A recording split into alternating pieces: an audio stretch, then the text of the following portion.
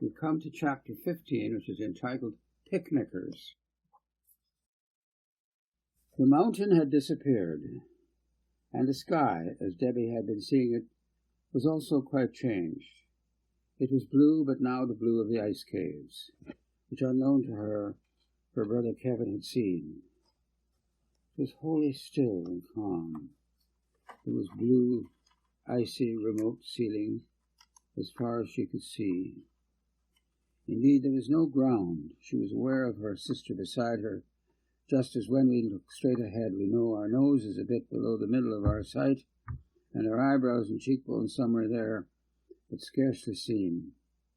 So Linda was part of what she knew was there, but there were no bodies she could see, not the grass or its strange trees, beasts, nor the mountain.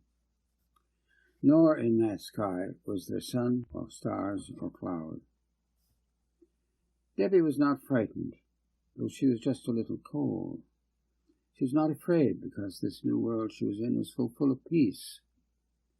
The revolving night and day, the shaking of her homely vision, which she recognized as preliminaries to sleep, had been exciting. Now she was completely set at rest, floating on something beneath her she thought must be just what she saw above. She did, in fact, very little thinking. She was just aware of the light, and the blue, and the peace, and the slight chill. Meanwhile, her parents were standing outside on their porch, looking at the full moon that had risen just before sunset. It looked so remote and cool, and yet was so reassuring. It had been there long before their time and troubles, and would be there long after. Thelma had got over her earlier fit of weeping, and had struggled through a late supper and then fed Kevin, even later when he came in. None but Brian had any appetite. Brian did not seem unduly worried by his sister's disappearance, but he had retreated behind the thick lenses and said little. Kevin was still tearful and jumpy after his search with George Wakeman, and gave a short and confused account of where they had gone. Succeeded in keeping his mother, for a minute from a tantrum, and was now left with her husband to face the grim possibilities together. At last Albert spoke. "I'm as certain as I have two eyes in my head. Whatever had happened to them is connected with Bumbleworthy and his lot." Theta knew that Albert did not give in to feelings of being persecuted.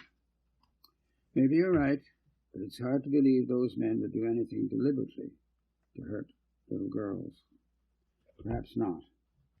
But they bring all sorts of people up here we know nothing about, maybe the scum of the city, and turn them loose. You can't tell what may happen if some pervert gets loose." Thelma trembled at the thought. She had visions of her girls' little bodies bloody and hidden under leaves, and their bones discovered after a year or two. Then she controlled herself, picturing them as dead did no good, and would certainly do them no good, whether they were dead or alive. "It's not just the people they bring here," she said. "They're disturbing nature, digging holes, setting explosives, leaving machinery around. They make just so many more possibilities for an accident.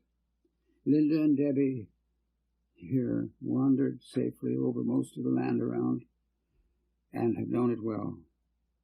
Going off like this and not coming back must be connected with this invasion of the countryside." Listening to Thelma, Albert reflected how good a politician she would make, how much more tactful she was than he, and how effectively blunt she could be in the face of insolent people. No wonder women didn't have equal opportunities. Most of the politicians, civil servants, and businessmen were at heart dead scared of them. They liked to see them as silly and emotional, when actually the men themselves were that way most of the time, but liked to think of the women in that mode. They would be left speechless, and often had been, by Thelma. He put his arm around her, reflecting what a treasure he had, and how lucky he was to be backed by someone so much better than himself. Let's go to bed. We'll need all the energy we can use tomorrow, no matter what happens. The search went on, sporadically. Timothy Scace had taken charge of it, and had insisted that his brother stay home once the evening's combing of that neighborhood had been finished. He said his place was with his wife and the boys, and he would just have to trust him and the good friends that were in the village. Police were concentrating on the waterways, especially the Trent, and plus plans were made to drag portions of the river and canal that very day. A party of trusted inmates from the institution, led by a young farmer and one of the local real estate men, covered most of the prison grounds and south through Morganstone and across to the edge of the Northumberland forest. A high school teacher and a carpenter led tables from Maiden's Mill across to Dartford. All this had been a hasty search before dark. After dark would be difficult, so half the members of the country fire brigade, the half not on call that night, drove the roads, stopping their cars and listening for unusual sounds. Albert knew all this as the hours passed by, and sleep would not come. He got up about 2 a.m. and looked out the window. The lights of Morganstone and the prison showed on the one side. Crossing to the girls' room, he could see the fire watcher's tower right over by Highway 45, or was it the radio beacon at Vernonville? The moon was on the other side of the sky now, and a great peace lay over the whole darkened land. All-night farm lights showed here and there. One, however, was moving slowly back and forth. He realized that George Wiseman was still out, plowing the fields, making up for the time he had lost in the search with Kevin. That you, Albert? Yes, Thelma. Have you slept? No. Neither have I. Did you see anything? Nothing hopeful. After a long silence, said quietly, come back to bed. They talked for a while until tears came to them both, and then they made love. Nature's age-old comfort and relief rescued them in their sorrow, and they slept. So Thelma and Albert Scace, for their reasons, and Kevin for his, slept into Saturday morning. Only Brian was up, making himself some breakfast, and then going outside. About 9 o'clock he walked out the little triangle of land made by the original right-angle turn by the road with the bypass. This half-acre the owner tried to sell for $3,000 just a year before, after hastily removing poison ivy and scrub, threatening the neighbors that a service station or a peanut brittle stand might go up to spoil the landscape. There were some lovely old pines here, and Brian dawdled among them, torn between a need to search for his sisters and a bumblebee nest he knew was in the ground there. He heard the ramble along the road from Burnley before he saw anything. Then up the hill, near the tobacco farm, he could just make out buses, kicking up the dust as they roared along at about 60 miles an hour, 2, 3, 4 of them, and they were not the familiar Yukon Gold of the country school bus. They were sleek affairs, with darkened windows, as if Brian had known it, fascinating toilets built in. Soon they came down the last hill before Scace's flat, the hardly flat top of the escarpment, where so much of the farm lay. It was a lovely hill, with its V-shaped cultivated field rising up to its brow, and a century-old farmhouse settled beneath it. Down they came, no pause made for the little black and white dog that had always accosted the traffic, down and along, accelerating faster for the slight rise, to the pines, Brian stepped back, though he was already 15 feet away from the road, so menacing was their approach. The county had put in these bypasses all along the road to eliminate imaginary accidents at right-angle turns. There had, of course, hardly ever been an accident at these turns, because everyone knew to slow down or land in the ditch. By now sped cars along unimpeded, and country mothers began to know why mothers in Toronto were glad to see raised hump bumps in residential roads to slow the traffic down. Brian had heard all about it because his father had been storming over the country office, but a conservation seldom went out against roads. The bases roared by, and Brian was aware of young faces like his own, and parents too breaking out of the windows. That air conditioning did not permit them to open. And off they went, leaving them in clouds of dust, and looking for the first time in 2 days, choking. He noticed that each bus had 3 large O's on its side, specially painted on for the occasion. You could just make out the smaller letters, "Own Your Own Ontario." He spat out the dust from his mouth and looked around. He should go and tell Kevin and Mum and Dad. Then, as the din of the buses died down as they made their final assault on the downgrade into Warkworth, he heard another, more human commotion. Children were screaming back up the road and down the bases. The buses had come by the farmhouse. He looked, and his heavy lenses came to his aid. They were the neighborhood children, and one grown up in a huddle in the middle of the road. He sprinted, squinted, and made an O with his thumb and forefinger to cut out the glare as he looked harder to see what it was about. There he saw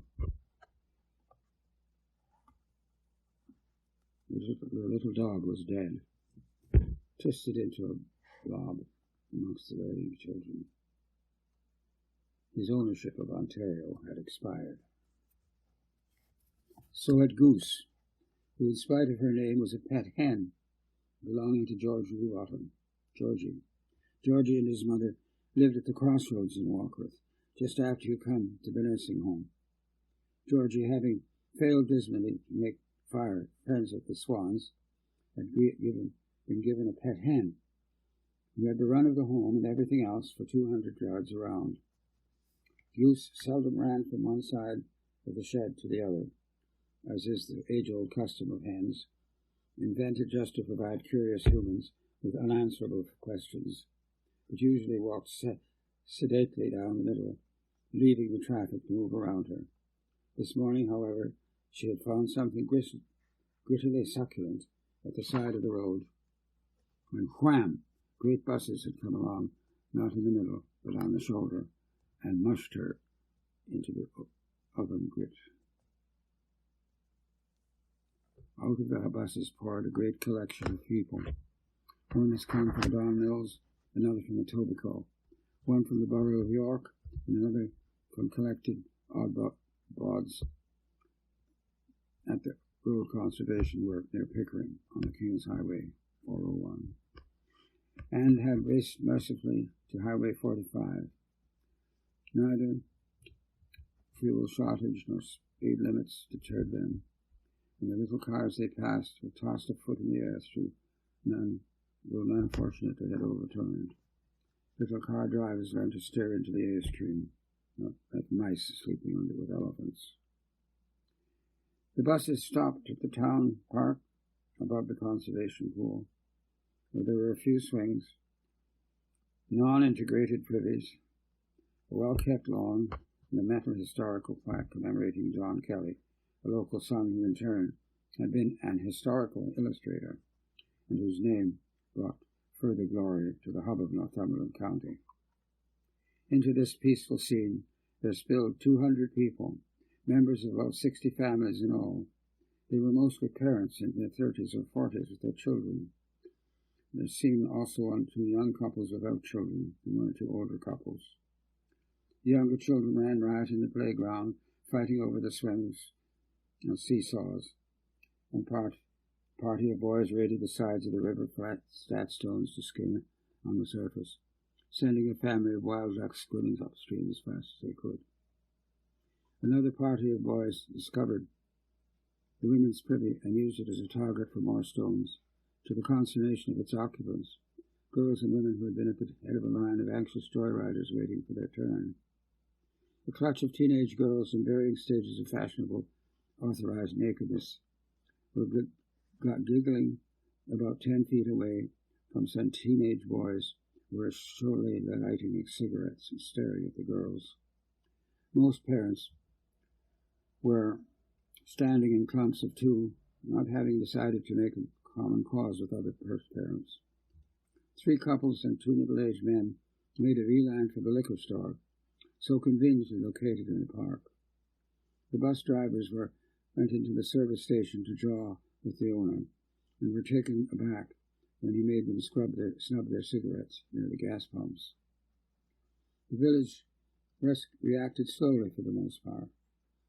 There had been a few youngsters gathered at the pond beneath the bridges, some already in bathing trunks and ready to plunge when the sun warmed the water a little more. Several trucks were parked outside the co-op, and 1 or 2 at the co-op feed store, the original mill of over 100 years before.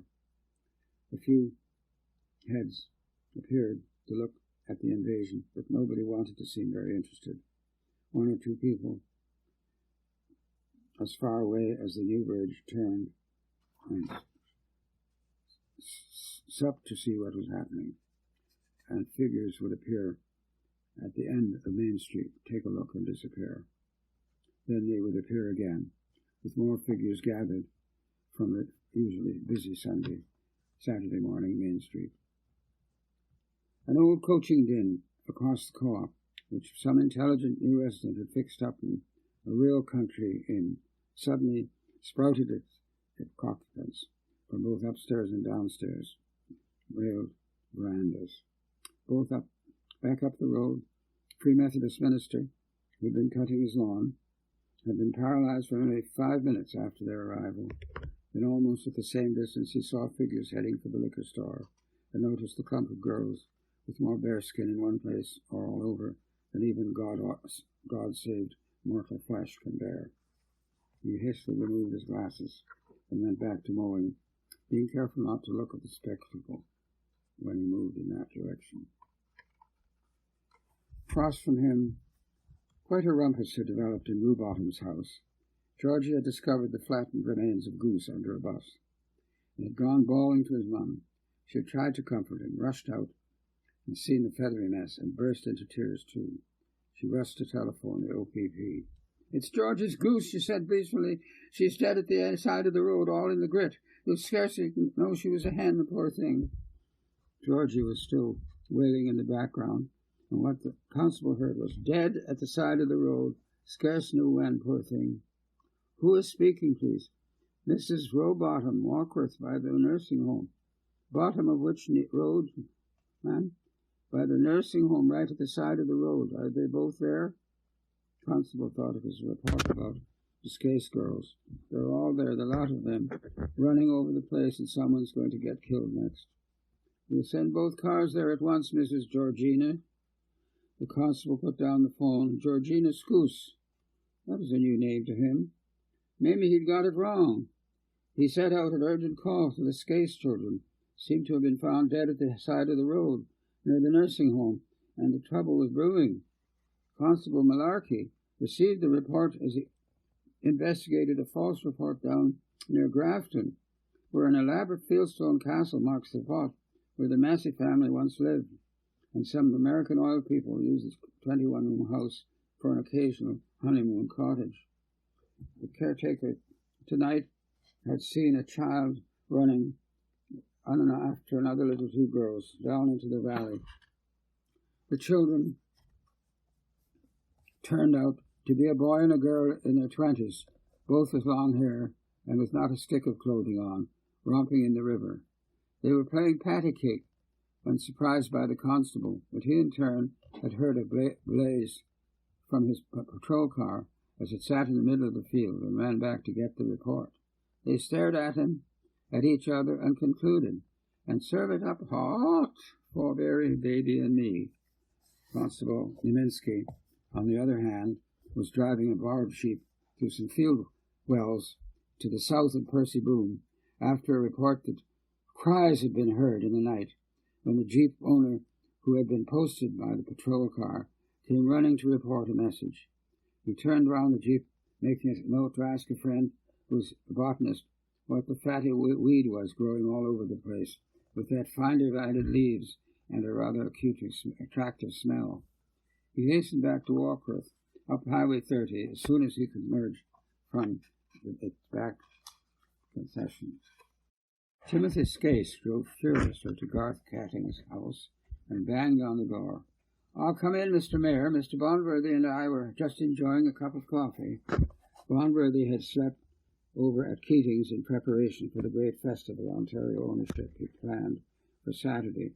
"Well, he could cool his off coffee and answer a few questions," answered the stormed the mayor, brushing past Catting and into the living room. He stood over the astonished Bondworthy.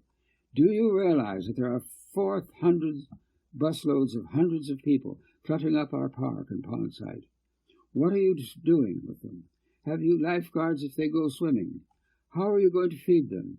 In half an hour they will disrupt the life and trade of the whole village." "Why, Mr. Mayor, I thought you would welcome visitors hospitably." "Yes, of course, but they're making a heck of a row and don't know what's planned for them. First of all, they're not in the village park. We hired a cow pasture where the river flows on the other side of the town. Picnic tables are being set up and everything will be in order. We had to do it at the last minute because we could not get our own lodge site ready in time because of the water failure."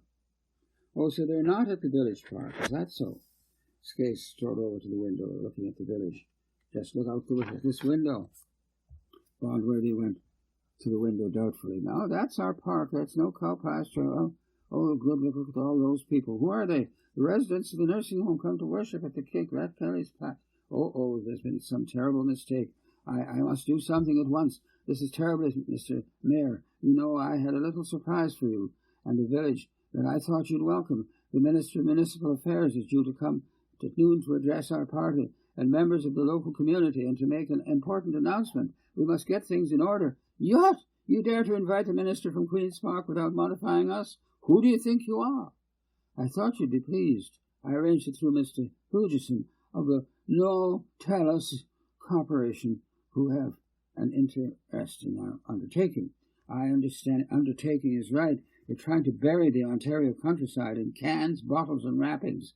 What do you think you're doing to farming and the whole rural way of life?" Keating intervened. "Now, Timothy, you mustn't speak to the whole council nor the whole community on the matter. There's others. The Scace was not to be brushed aside. Don't you know what is happening today? You've got that mob of hoodlums up there from the city." Bondworthy winced at the word hoodlums. "A minister of the Crown is coming without invitation from the mayor and the council. The Donnybrook is planned for this evening, and in the middle of it all, we're scouring the countryside for my two nieces." "Have they run off with their boyfriends?" Bondworthy laughed. "Boyfriends?" Scarcely. "They're right 8 and 10 years old. My brother Albert's children. They're lost, probably dead, drowned in some hole you've dug or buried by your monstrous machines. And if it's your fault if harm's come to them, you fat woodchuck." Mayor is never known to swear, and had inserted a suitable word. The last one ends. "I hate your skin, only you wouldn't be worth feeding to the swans." Given Bondworthy a final shake, he flushed out, his red pleasure soaring. Then he flung over his shoulder. "Keating, I'm calling a special meeting of the council for 11 o'clock to deal with the emergency. You'd better be there." The two men looked at each other speechless. That Bondworthy rushed to his telephone to call Toronto. Knitting, confused, went to his room for his jacket and found himself in the full hall mirror 2 minutes later, clad in the embroidered tailcoat, cocked hat, and sword of a Grand Master of the 39th degree of the International Order of Plasterers. End of chapter 15.